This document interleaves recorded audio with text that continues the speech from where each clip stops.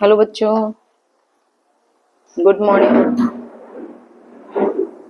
Good morning. और आज हम देखेंगे बेटा, लास्ट डे जो हमने देखा था, हमारा यूनिट जो 2 चल रहा है, विलियन चैप्टर जो चल रहा है, उसमें हमने लास्ट डे जो पढ़ा वो था आदर्श और अनादर्श विलियन में अंतर। ठीक है। और आज जो हम देखेंगे बेटा, अनादर्श जो विलियन है, अनादर्श विलियन। ठीक है। अनादर्श विलियन जो होते हैं 2 प्रकार के होते हैं। कितने प्रकार के होते हैं? 2 प्रकार के। कल मैंने बताया था अनादर्श विलियन ऐसे विलियन को बोलते हैं जो सभी तापों और सांद्रताओं पर राउल्ट के नियम का पालन नहीं करते हैं। अनादर्श विलियन राउल्ट के नियम का पालन नहीं करते हैं। ठीक है। तो इसकी परिभाषा हम लास्ट क्लास में हमने बता दी थी। आज मैं इनके प्रकार बताऊंगी, टाइप्स बताऊंगी। ठीक है। टाइप्स पढ़ेंगे बेटा। तो पहला इसका टाइप जो अपन देखेंगे, धनात्मक विचलन दर्शाने वाले विलियन। ठीक है। तो जो अनादर्श विलियन 2 प्रकार के होते हैं। जो एक जो होगा पॉजिटिव या धनात्मक विचलन दर्शाएंगे, उस प्रकार के अनादर्श विलियन। ठीक है। धनात्मक विचलन, कैसे क्या लिख दिया मैंने, 1 मिनट। विचलन, वो पानी गिरने वाला है।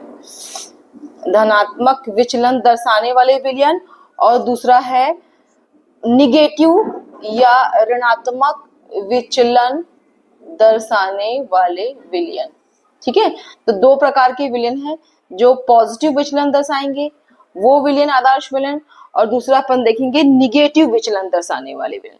अब ये धनात्मक विचलन दर्शाने वाले विलियन, ऋणात्मक विचलन दर्शाने वाले अनादर्श विलियन, 2 प्रकार के विलियन हो गए।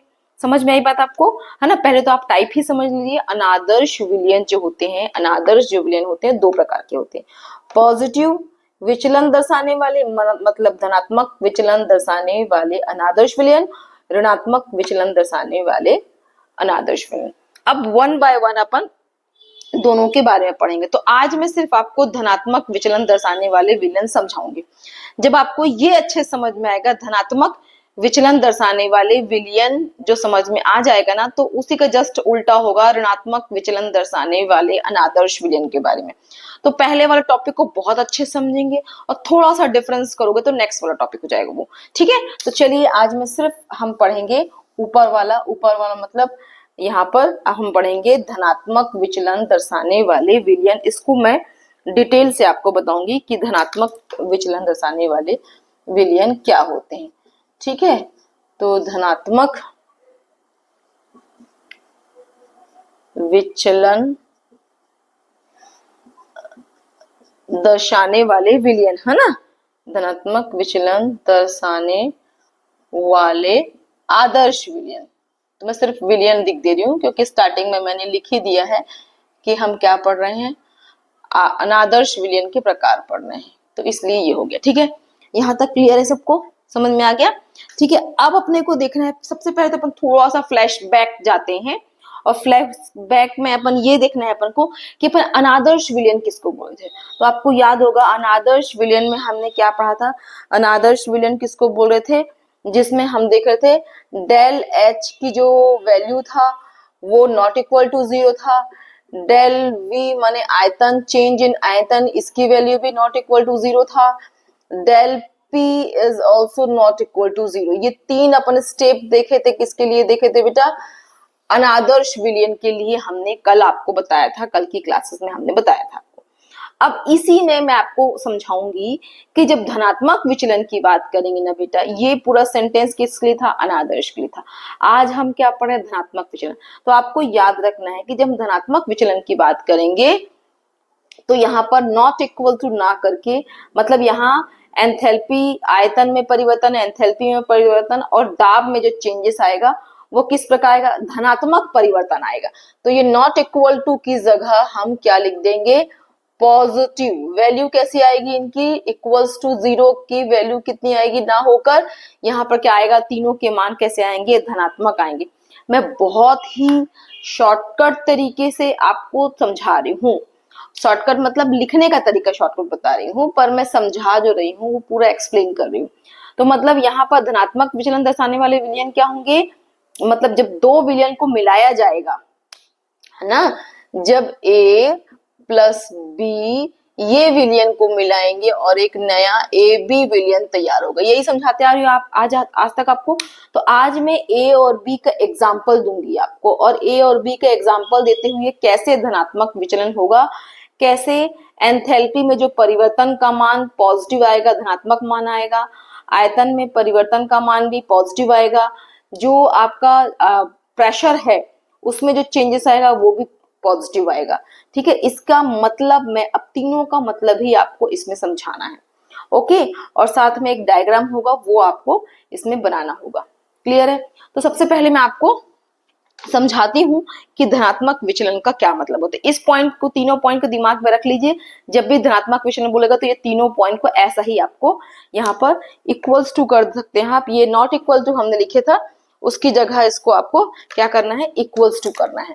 नॉट इक्वल्स टू कब करोगे, जब जीरो लिखोगे तब। अभी आपको इक्वल्स टू करना है, क्योंकि इसका मान पॉजिटिव होगा, इसका मान भी पॉजिटिव। ये पॉजिटिव नेगेटिव क्या होता है आपको मालूम है? स्केल में अपन देखते हैं बेटा, बीच में जीरो रहता है और एक साइड मान नेगेटिव, एक साइड मान पॉजिटिव रहते हैं ना, वही एंगल से इसको समझाया गया है। तो फिलहाल धनात्मक विचलन बोल रहे हैं तो डेल एच का मान पॉजिटिव, इसका मान भी पॉजिटिव और इसका मान भी पॉजिटिव रहेगा। इतना समझाएगा, इसको याद करने में कोई डिफिकल्टीज नहीं होगी। जब धनात्मक बोलेंगे तो पॉजिटिव मान आ जाएंगे, जब ऋणात्मक पढ़ेंगे तो तीनों का मान नेगेटिव लिख देंगे, बस। ठीक है, अब इन तीनों का मीनिंग समझेंगे कि ये पॉजिटिव का मतलब क्या है, क्या चीज होता है पॉजिटिव। और साथ में अपन ए और बी जो दो विलयन मिला रहे थे वो कौन से विलयन को मिलाएंगे उसका एग्जाम्पल पढ़ेंगे। तो सबसे पहले अपन यहाँ पर आपके जो एग्जाम्पल दिया हुआ है, जल और अल्कोहल। ठीक है, यहाँ पर जल और अल्कोहल ये एक एग्जाम्पल है धनात्मक विचलन में, जल प्लस अल्कोहल, या इसको ROH भी लिख सकते हैं अल्कोहल को। ये किसका एग्जाम्पल है बेटा, ये एग्जाम्पल है धनात्मक विचलन दर्शाने वाले विलयन। साथ में एक और एग्जाम्पल दिया हुआ है इसमें, एन हेक्सेन और एथिल अल्कोहल। क्या क्या एग्जाम्पल दिया है, एन हेक्सेन प्लस एथिल, मतलब ए और बी जो लिख रहे थे ना, तो ए हो गया जल और ये बी हो गया अल्कोहल। फिर एन हेक्सेन एक विलियन हो गया और दूसरा विलियन क्या देंगे आप, एग्जाम्पल आपकी बुक में ही दिया हुआ है ना, वही एग्जाम्पल से आपके एग्जाम में ही पूछेगा, एथिल अल्कोहल। ठीक है, क्या दिया है, एथिल अल्कोहल। अब आपको यहाँ पर मीनिंग समझना है कि यहाँ हो क्या रहा है। ठीक है, यहाँ पर थोड़ा समझेंगे अल्कोहल। तो यहाँ ए और बी जब दो विलयन को मिला रहे थे तो ए और बी विलयन तैयार होता। तो यहाँ पर सपोज आपके एग्जाम में दे दिया कि एन हेक्सेन और एथिल अल्कोहल ये दो को मिलाओगे तो किस प्रकार का विचलन होगा, तो आप बताएंगे धनात्मक विचलन। जल और अल्कोहल को मिलाओगे तब किस प्रकार का विचलन होगा, धनात्मक विचलन। अब इसका मीनिंग क्या है थोड़ा ये समझ लीजिए, धनात्मक विचलन का मतलब क्या है ये समझना बहुत जरूरी है, क्योंकि जब तक आप ये नहीं समझेंगे तब तक आपको कुछ समझ में नहीं आएगा। मतलब यहाँ पर ये बोला जा रहा है बेटा कि धनात्मक विचलन में क्या होगा कंडीशन, कि जैसे जल और अल्कोहल और यहाँ पर एन हेक्सेन और एथिल अल्कोहल, तो आपको मालूम है यहाँ पर कि धनात्मक विचलन दर्शाने वाले विचलन में जो एथिल अल्कोहल और एन हेक्सेन का मिश्रण अपन लिए हैं, उसमें एथिल अल्कोहल के अणुओं के मध्य में पहले से हाइड्रोजन बंद होता है। माने यहाँ पर जो एथिल अल्कोहल है, ठीक है, क्या कहा मैंने, एथिल अल्कोहल जो है उनके अणुओं के मध्य में पहले से प्रबल हाइड्रोजन बंद होता है, ध्यान समझेंगे। और वैसे ही ये जल जो होता है वहां भी कैसा क्या होता है, हाइड्रोजन बंद पहले से ही होता है। यहाँ भी क्या होता है, पहले से हाइड्रोजन बॉन्ड होता है। कुछ समझ में आया क्या कहा मैंने?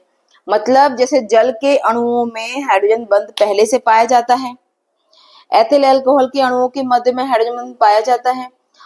अब सिचुएशन ये तो बिफोर मैंने मिलाने ये ए और बी के सेपरेट क्वालिटी बताई कि ए वाले केस में जल में हाइड्रोजन बंध पाया जा रहा है और एथिल अल्कोहल में हाइड्रोजन बंध पहले से मौजूद है। लेकिन अब सिचुएशन नंबर 2 में क्या हुआ, जब मैंने जल को अल्कोहल में मिलाया या एन हेक्सेन के विलयन को एथिल अल्कोहल के विलयन में मिलाया, तब ये विलयन बनने के बाद क्या हो रहा है बेटा, जो विलयन तैयार हुआ वहां पर जो हाइड्रोजन बंध बन रहा था वो टूट गया। क्यों टूट गया? क्योंकि जल के अणुओं के मध्य जो पहले से हाइड्रोजन बंध था उनके बीच बीच में अल्कोहल जो है, ये जो अल्कोहल अपन पढ़ रहे हैं, ये अल्कोहल के अणु के आने के कारण इन दोनों की जब मिक्सिंग हुई, इन दोनों को जो मिक्स किया गया, जैसे ए और बी के विलयन को मिक्स करते हैं ना, वैसे जल और अल्कोहल के विलयन को जब मिक्स करेंगे ना बेटा, तो जल के अणुओं के बीच में बनने वाला हाइड्रोजन बंध टूट जाएगा। मतलब जब विलयन तैयार होगा वहां पर हाइड्रोजन बंध नहीं रहेगा। ध्यान रखिए इस बात को, ये वेरी वेरी इंपॉर्टेंट पॉइंट है कि धनात्मक विचलन दर्शाने वाले विलयन में पहले हाइड्रोजन बंध प्रेजेंट था, लेकिन जब दो विलयन को मिलाया गया उसके बाद हाइड्रोजन बंध टूट गया। ये क्रॉस का निशान का मतलब क्या होता है? हाइड्रोजन बंध क्या हो गया बेटा? टूट गया। समझ में आई बात? तो यहाँ पर इतना आपको समझ में आया सबको कि हाइड्रोजन बंध क्या हो गया है? धनात्मक विचलन वाले केस में ऐसा ही हो रहा है कि पहले जो है हाइड्रोजन बंध था और विलयन को जब हमने बनाया, मतलब दो ए और बी विलयन को मिक्स किए, तो मिक्स करने के बाद जो विलयन तैयार हुआ उसमें हाइड्रोजन बंध नहीं रहा। अब हाइड्रोजन बंध नहीं रहेगा, बॉन्डेशन नहीं रहेगी, तो अणु क्या होंगे? दूर दूर जाएंगे। बॉन्डेशन रहेगी, बंद रहेगा तो अणु क्या होते हैं? पास पास आते हैं। इतना मालूम है आपको पहले से ही। बंद यदि रहेगा तो अणु क्या होंगे? पास पास रहते हैं, उनके मध्य ज्यादा आकर्षण रहता है, और यदि जब बंध टूट जाएगा तो उनके मध्य का आकर्षण कम हो जाएगा। तो सिचुएशन समझ में आई बिफोर और आफ्टर। यहाँ पर धनात्मक विचलन दर्शाने वाले विलयन में सेपरेट सेपरेट जब विलयन थे तो उनमें से किसी एक विलयन, जैसे कि एग्जांपल ले लो, जल में हाइड्रोजन बंध था, लेकिन जब जल और अल्कोहल को मिलाया गया तो मिलाने के बाद जल के अणुओं के मध्य में जो हाइड्रोजन बंध था ना वो टूट जाएगा, नहीं रहेगा। सेम वैसे एग्जांपल नंबर सेकेंड में एन हेक्सेन का विलयन और एथिल अल्कोहल का विलयन। एथिल अल्कोहल का विलयन जो है सेपरेट जब था, बी वाले केस में जब सेपरेट था तो उसमें हाइड्रोजन बंध पाया जा रहा था। जब ये विलयन को इसके साथ मिलाया गया तब इनके हाइड्रोजन बंध क्या हुए? टूट गए। और टूटने के बाद की सिचुएशन क्या हुई? बाद की सिचुएशन ये हुई कि बंध जब टूटता है तब क्या होता है? अणु जो होंगे वो दूर दूर जाएंगे, उनकी बीच डिस्टेंस जो होगा वो क्या हो जाएगा? कम हो जाएगी, दूरियां कम हो जाएंगी, और ये क्या हो जाएंगे? सॉरी, उल्टा मैंने बोल दिया। बंध जो टूट जाएंगे तो अणु दूर दूर हो जाएंगे, और दूर दूर हो जाएंगे तो उनके बीच की डिस्टेंस क्या हो जाएगी? बढ़ जाएगी। ठीक है, इतनी बात समझने से सिर्फ अभी आपको इतना ही समझना है कि बंध, हाइड्रोजन बंध कब था? बिफोर वाली कंडीशन में था, और विलयन बनने के आफ्टर हाइड्रोजन बंध टूट गया। किसमें? धनात्मक विचलन दर्शाने वाले विलयन में। और इसी का जस्ट उल्टा होगा ऋणात्मक विचलन में, उसको अपन ऋणात्मक वाले पॉइंट में पढ़ेंगे, बट अभी इसको सिचुएशन को समझ लीजिए। समझ में आ गई सबको बात? ठीक है, उसके बाद देखते हैं अपन नेक्स्ट वाले पॉइंट को। हेलो हेलो, हाँ बच्चों, तो क्या बताया मैंने कि धनात्मक विचलन में क्या होगा कि पहले जो है, पहले वाले सिचुएशन में हाइड्रोजन बंध था। जैसे कि मैंने जल की बात की, तो जल में क्या था? जल वाले अणुओं में पहले हाइड्रोजन बॉन्ड प्रेजेंट था। जब इसको मैंने किस में मिलाया? जब जल में मैंने अल्कोहल मिलाया तब क्या हुआ? मिक्सिंग होने के बाद जो विलयन तैयार हुआ वहां पर जो जल में हाइड्रोजन बॉन्ड प्रेजेंट था वो क्या हो गया? टूट गया। यहां तक वापस समझ में आ गया था आपको? ठीक है। और इसके बाद एक चीज और याद रखेंगे आप कि जब भी ये हाइड्रोजन बॉन्ड के नेचर तो आपको पता ही है, लास्ट क्लास में मैंने बताया था आपको। हाइड्रोजन बॉन्ड जहां प्रेजेंट रहेगा, थोड़ा समझ लीजिए बात को, हाइड्रोजन बॉन्ड की कहानी यहाँ पर समझ में आ गई कि पहले हाइड्रोजन बॉन्ड प्रेजेंट था, विलयन बनने के बाद विलयन में किसी प्रकार का हाइड्रोजन बॉन्ड नहीं है। मतलब ये ए विलयन प्लस ये बी विलयन, नहीं सॉरी, ए और बी अलग अलग पदार्थ हैं, ठीक है, अलग अलग द्रव्य हैं, लिक्विड से अलग अलग। और ये जब लिक्विड्स, एक सेपरेट लिक्विड में हाइड्रोजन बॉन्ड प्रेजेंट था, जब ये दोनों ए और बी को मिक्स किया गया इस वाले उसमें, तब क्या हुआ? यहाँ पर हाइड्रोजन बॉन्ड नहीं रह गया। क्लियर? अब यहाँ पर हाइड्रोजन बॉन्ड रहने और नहीं रहने या टूट जाने का क्या फर्क पड़ता है दाब में, इसको समझना है अपने को। समझ में आई? क्या समझाना चाह रही? थोड़ा सा नया है आप लोग के लिए ये पार्ट, इसलिए मुझे बार बार एक ही चीज को बोलना पड़ रहा है, तो ध्यान से एक पोर्शन को समझेंगे। यहाँ पर ये सिचुएशन समझ में आई आपको? अब यहाँ पर आपको समझना है कि डेल पी माने चेंज इन प्रेशर। वाष्प दाब में जो परिवर्तन हुआ वो धनात्मक परिवर्तन कैसे हुआ, ये बात आपको समझनी है।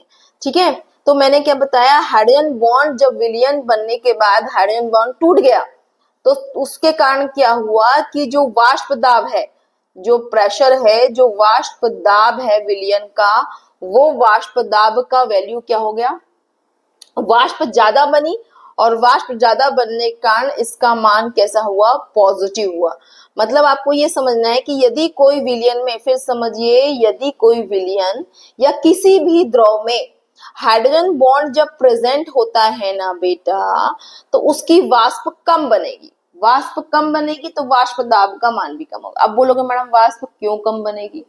वाष्प इसलिए कम बनेगी कि यहाँ पर अणुओं के मध्य आकर्षण बल ज्यादा है। हाइड्रोजन बॉन्ड जहां प्रेजेंट रहेगा मतलब अणुओं के मध्य आकर्षण ज्यादा है। और वाष्प कब बनेगी? जब अणुओं के मध्य आकर्षण कम होगा तो वाष्प ज्यादा बनेगी। ठीक है, तो यहाँ पर हाइड्रोजन बॉन्ड जब प्रेजेंट रहेगा तो वाष्प दाब की वैल्यू कम होगी, वाष्प की मात्रा भी कम होगी।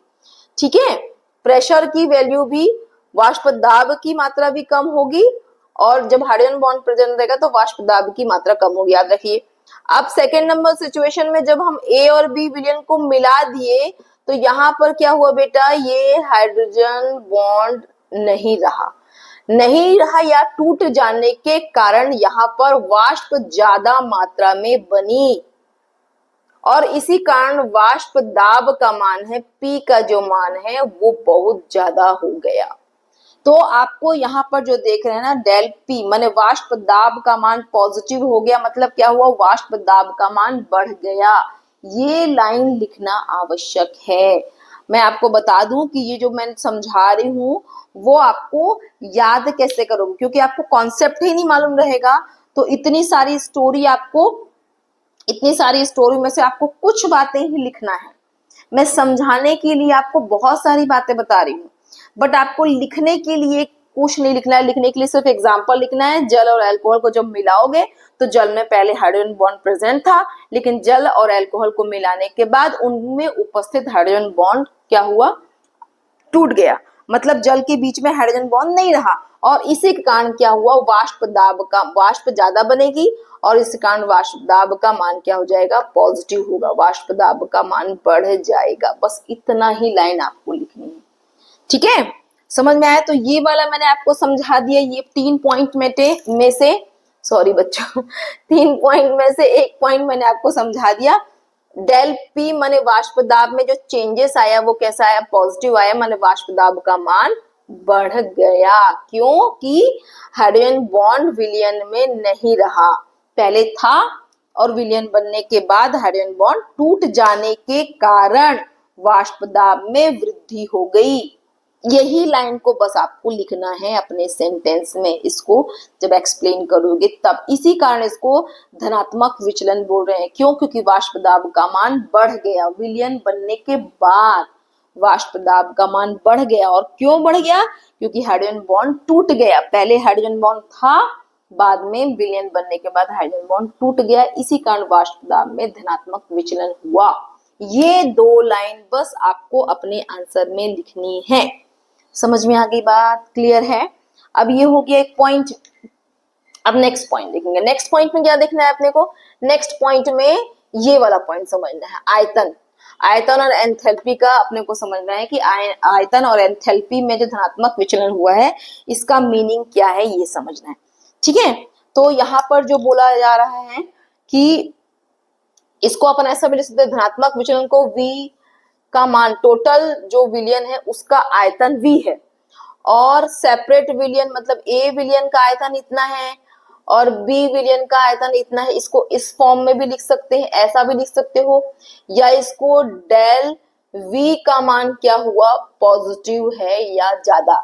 मतलब आयतन विलयन बनने के पहले और विलयन अलग अलग जब द्रव थे तब की सिचुएशन को कंपैरिजन कर रहे हैं बार बार।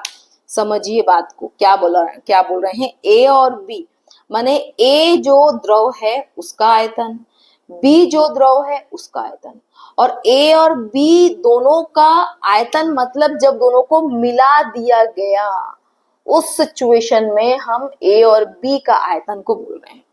समझ में आ रही बात? थोड़ा बहुत ही सिंपल है, पर थोड़ा सा ध्यान से आपको समझना होगा बेटा, है ना।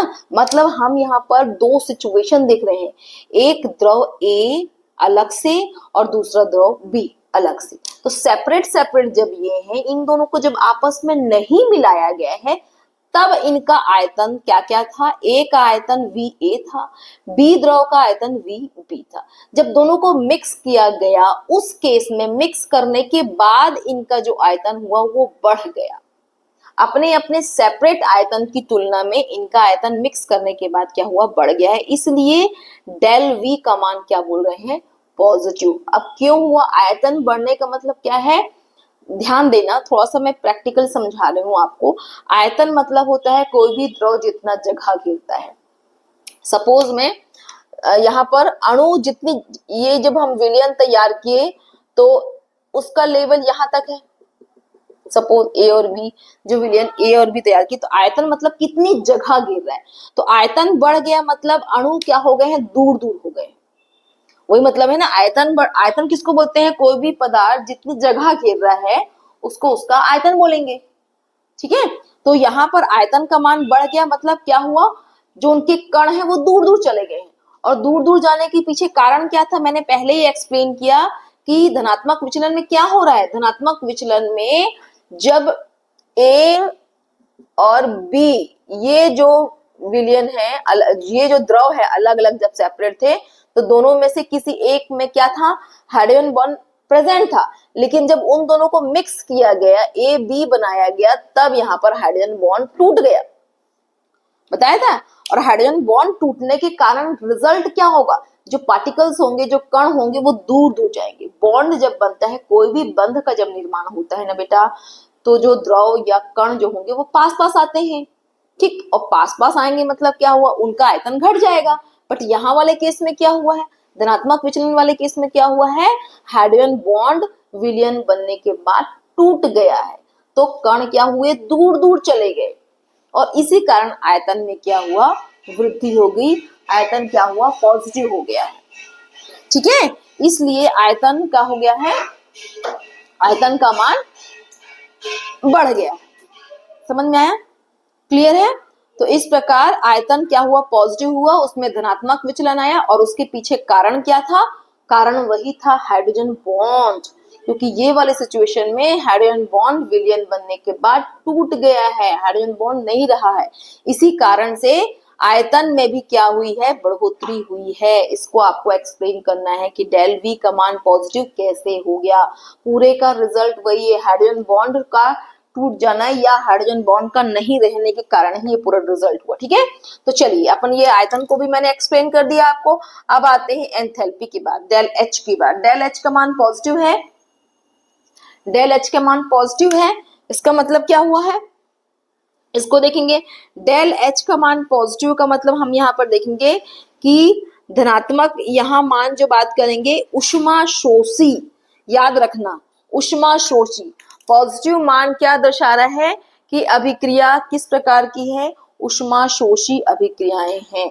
मतलब जब दो द्रव को हमने मिलाया तो वहां पर क्या हुआ?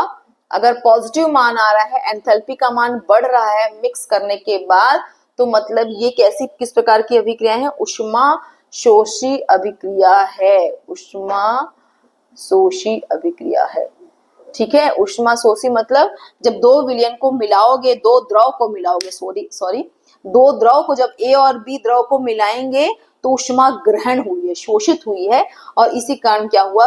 ऊष्मा को ग्रहण करने के कारण इनकी एंथैल्पी का मान में क्या हुआ? बढ़ोतरी हो गई है। और इसी कारण इसका मान क्या है? पॉजिटिव है। समझ में आई बात बेटा? ये तीनों चीज को ही बस आपको एक्सप्लेन करना है, और किसकी मदद से? हाइड्रोजन बंध की मदद से ही आपको एक्सप्लेन करना है, क्योंकि तीनों का रिजल्ट, तीनों का मान पॉजिटिव हुआ है ना, उसके पीछे कहानी किसकी है? हाइड्रोजन बंध टूट जाने की ही कहानी है। इसलिए आपको पहले हाइड्रोजन बंध की सिचुएशन बताना है, और एग्जाम्पल के साथ, जैसे मैंने जल और अल्कोहल का एग्जाम्पल दिया, ऐसे बहुत सारे एग्जाम्पल आपकी बुक में और भी दिए हुए हैं, तो आप उसको पढ़ लेंगे, एक बार समझ लेंगे आपको। और हाइड्रोजन बंध के बारे में जरूर लिखना है, तभी एक्सप्लेनेशन जो होगा वो क्या होगा? कंप्लीट होगा। ठीक है, समझ में आ रही बात? तो ये हो जाएगा। अब ये पोर्शन एक कंप्लीट हुआ। साथ में एक चीज और अपने को देखना है, वो बता देती हूँ आपको मैं। अब यहाँ पर बेटे एक चीज और अपने को देखना है, वो जो धनात्मक विचलन दर्शाने वाले विलयन होते हैं ना, उनको एक और उनका नाम दिया गया है निम्न क्वथनांकी। क्या बोला गया है इनको? इनका एक और नाम है निम्न। निम्न मतलब कम हो जाना, और क्या उसका मान? क्वथनांक का मान कम हो जाना। तो इस प्रकार के विलयन की एक और विशेषता होती है, क्या बताया मैंने? निम्न क्वथनांकी। इसका मतलब वो होता है लो बॉइलिंग, मतलब ऐसे या इसका एक और इससे रिलेटेड एक और क्वेश्चन आपके में है, पढ़ेंगे लो बॉइलिंग एजियोटॉप। मतलब लो बॉइलिंग मतलब क्या होता है कि जो जो विलयन थे, सेपरेट जो द्रव था, उनका जो भी बॉइलिंग पॉइंट था, सेपरेट ए और बी का अलग अलग बॉइलिंग पॉइंट होगा। कोई भी द्रव है सबका, जैसे जैसे जल है, जल कितने पर बॉइल होता है? 100 पर बॉइल होता है। वैसे अलग अलग द्रव अलग अलग बॉइलिंग पॉइंट पर बॉइल होंगे, लेकिन जब यहाँ पर ए और बी ये दो द्रव को मिला दिया जाएगा और जो विलयन तैयार होगा उसका जो बॉइलिंग पॉइंट होगा वो लो होगा। लो होगा मतलब कम होगा, किसकी तुलना में?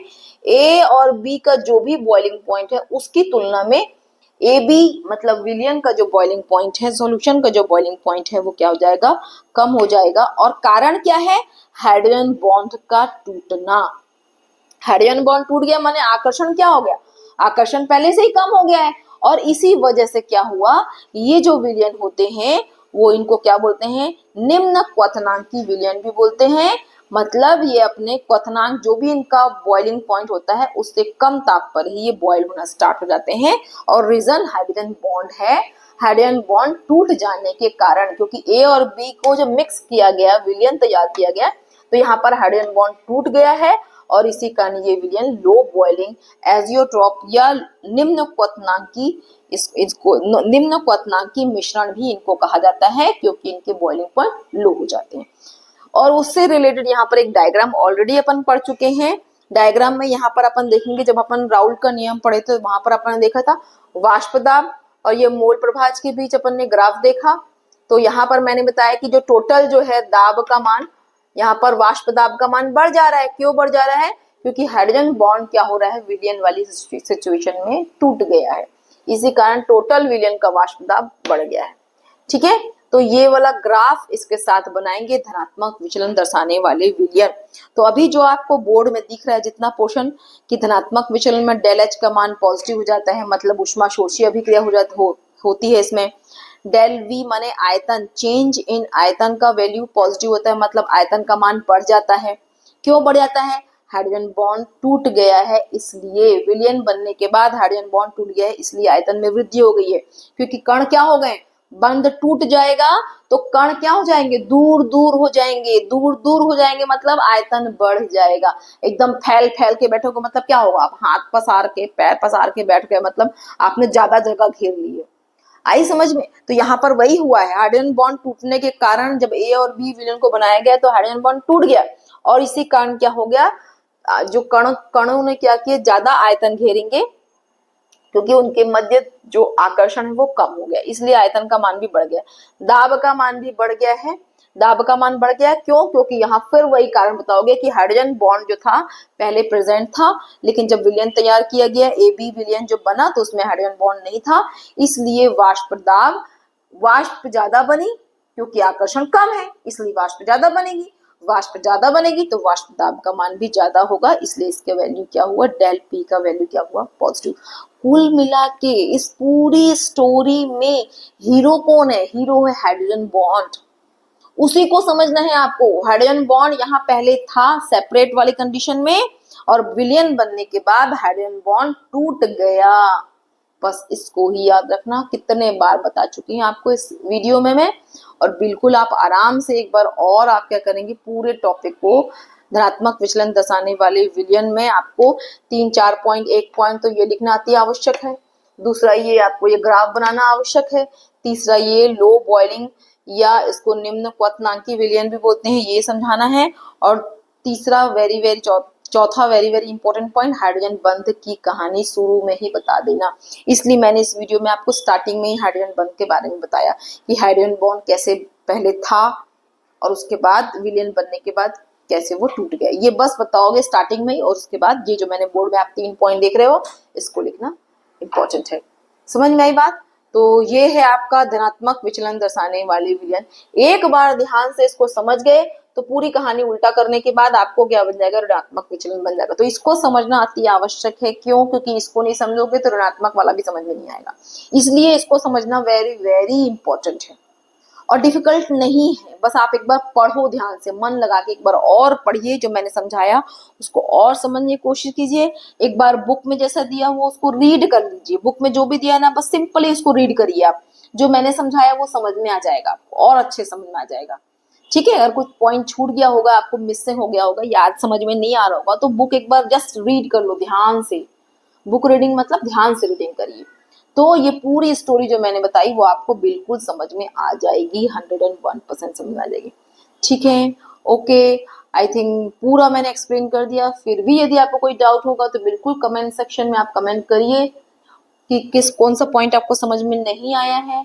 और यदि आपको ये टॉपिक अच्छे से समझ में आ गया तो बिल्कुल कमेंट सेक्शन में कमेंट कीजिए कि मैम समझ में आ गया, ताकि मेरे को भी थोड़ा अच्छा लगे कि मेरी मेहनत जो है वो सफल हुई। आपको मैंने जो टाइम दिया एक्सप्लेन करने के लिए वो जो है सफल हुआ। क्योंकि ये जो मैं क्लासेस ले रही हूँ ना बेटा, अभी आप लोग के लिए यूट्यूब में जो क्लासेस ले रही हूँ वो मैं एक्स्ट्रा टाइम दे के ले रही हूँ। मतलब घर में अपना सब काम धाम छोड़ के आप लोग के लिए ये एक्स्ट्रा क्लास ले रही हूँ मैं, समझ रहे हैं? तो जो मेरी एक्स्ट्रा मेहनत है आप लोग के लिए, तो जब मैं एक्स्ट्रा मेहनत कर रही हूँ आप लोग के लिए, तो आप भी अपने लिए एक्स्ट्रा मेहनत करिए। 12th बोर्ड है, यदि कोई डाउट है तो बिल्कुल मैं बैठी हूँ, आप मुझे बताएं, मैं उसको क्लियर करूँगी। ओके बच्चों, तो मिलते हैं नेक्स्ट वीडियो में नेक्स्ट टॉपिक के साथ। और ज़्यादा से ज़्यादा बच्चों को ये वीडियो शेयर कीजिए, ताकि वो बच्चे जिनके स्कूल में टीचर नहीं है, जिनको टॉपिक समझ में नहीं आया, या जिनके स्कूल में टीचर लंबी छुट्टी में चले गए हैं, या कोई भी सिचुएशन हो,